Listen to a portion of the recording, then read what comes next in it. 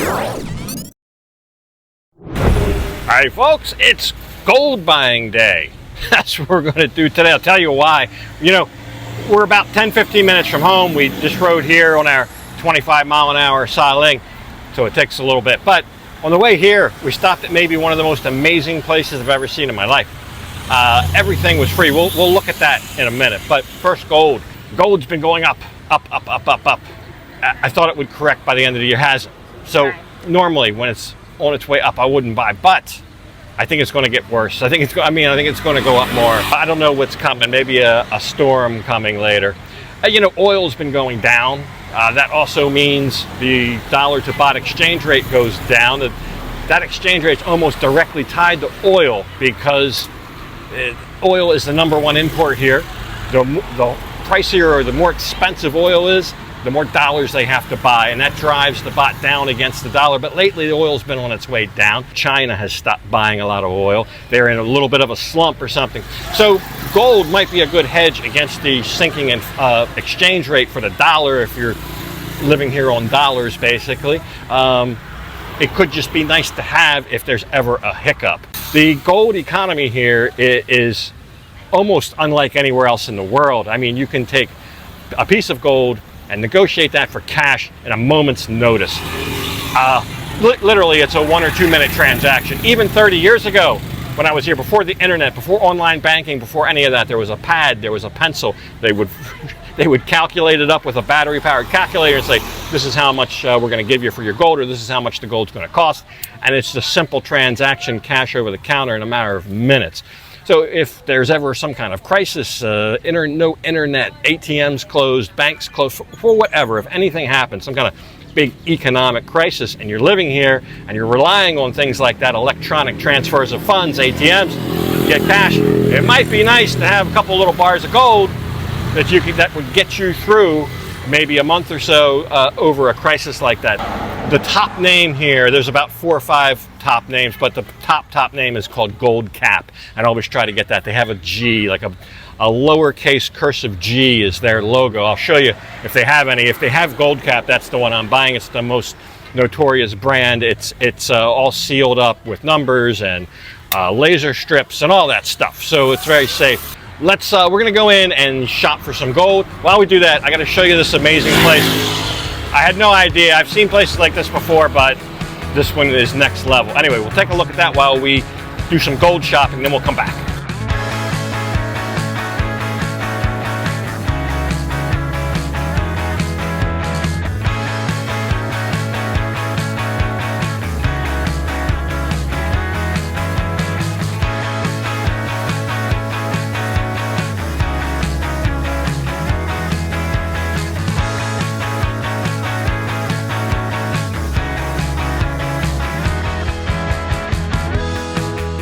So as kind of a joke, when we pulled up and saw all the traffic that's usually never here, it's just usually a big tapioca field.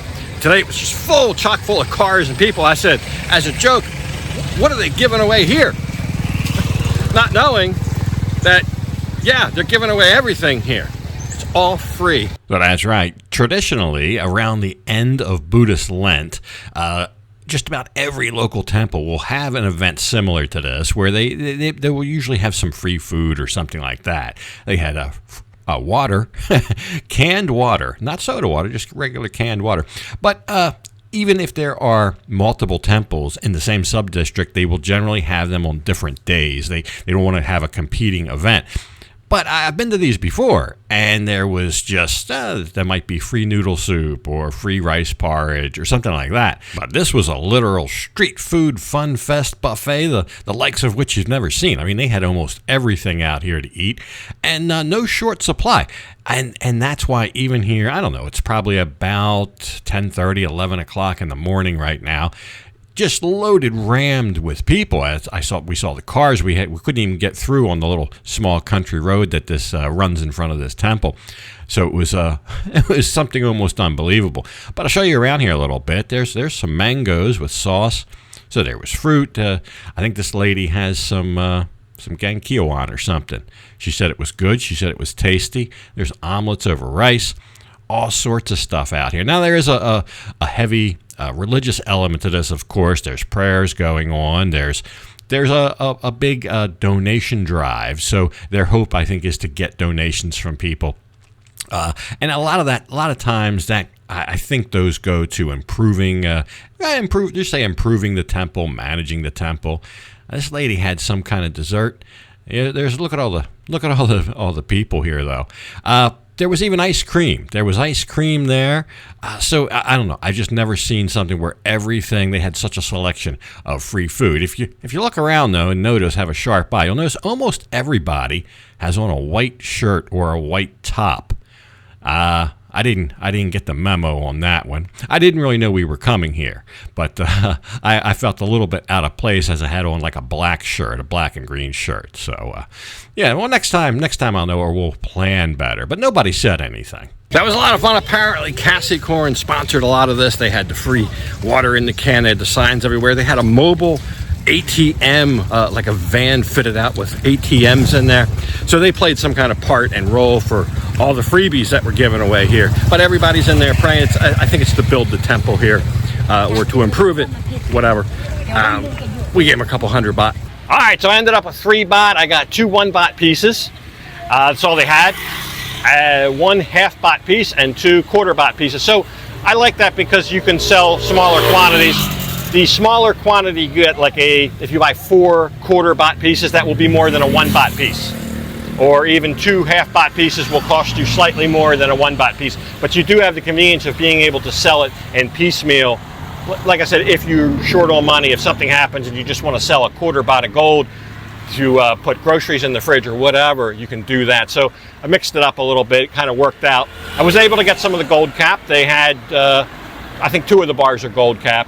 The other ones, one I had never heard of before, but she told me they're all top 5. The lady was very nice in here, top tier customer service. They even give you a gift.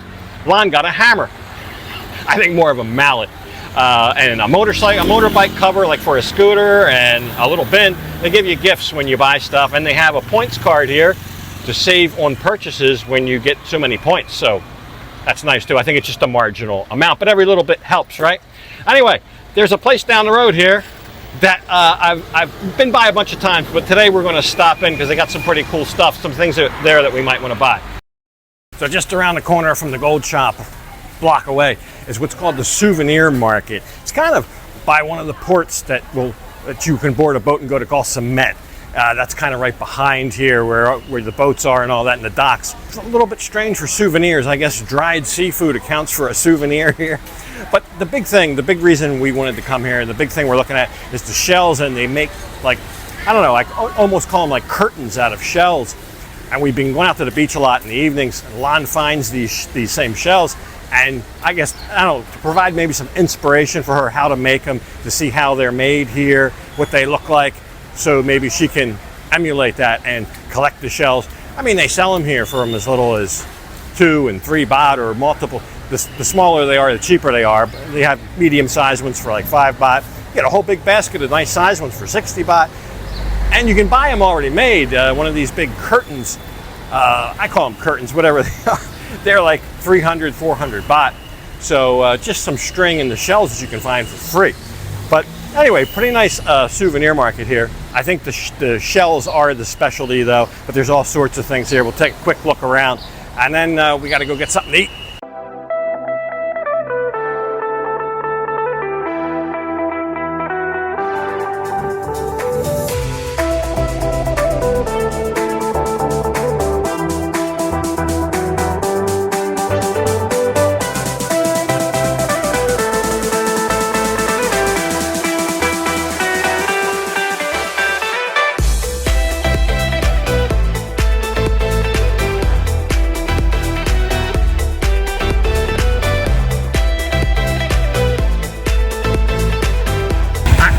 This place on the map is supposed to be a Swiss restaurant, kind of back here, almost in the middle of nowhere. But we've not been. We'll see. It looked pretty good. I was just looking around Google Maps because we were going somewhere else, and this popped up. So Swiss restaurant. I don't know that I've ever had Swiss food. I guess it's close to French. I don't know. We'll find out. So welcome to Bistro Bang. I guess that's how you say it. Bang, something like that. And there it is. we'll go inside here. The owner is pictured on the menu. She came out to greet us as well, and she speaks a little German. I heard her speaking some German with another customer, another dining patron. But this kind of sits right on a lake. It's almost Mediterranean style in here, and it looks pretty good. Well, so far so good. Big, heavy dining room chairs and a great scenic view of some wetlands. So, in the spirit of the wetlands, I've ordered the duck. It's like a duck l'orange, duck with orange sauce and potatoes, and Lon got Thai food. But anyway, it looks very good.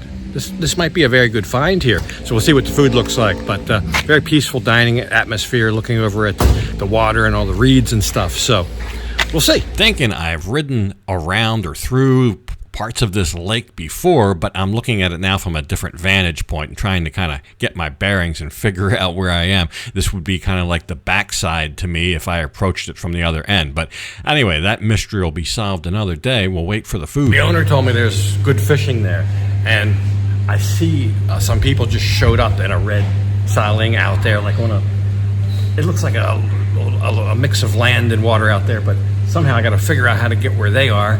That might be some good fishing out there. She said there's a lot of them in there. Might have found a good fishing spot in addition to a good restaurant. So Lon's came out first. Essentially, both entrees came at the same time, which is not always what you see here. But as soon as hers was brought out, then mine was rolled out. Look at this guy. I don't even know what to do with that. This looks fantastic. Very nice portion of duck breast. And a huge portion of all gratin potato, fresh out of the oven, piping hot with melted cheese on top. Tell you what, 280 baht, that's a winner.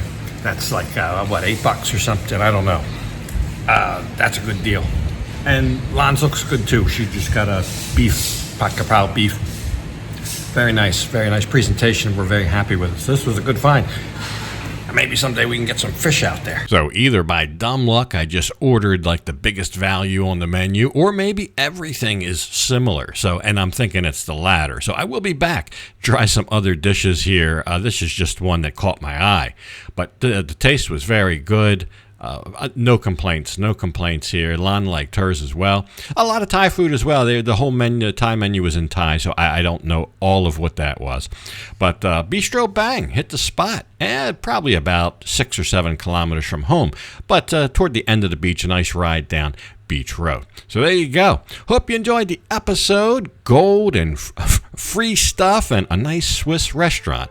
But for this one, gotta leave it off right here. And as usual, I'll thank you for watching. And until next time, bye for now.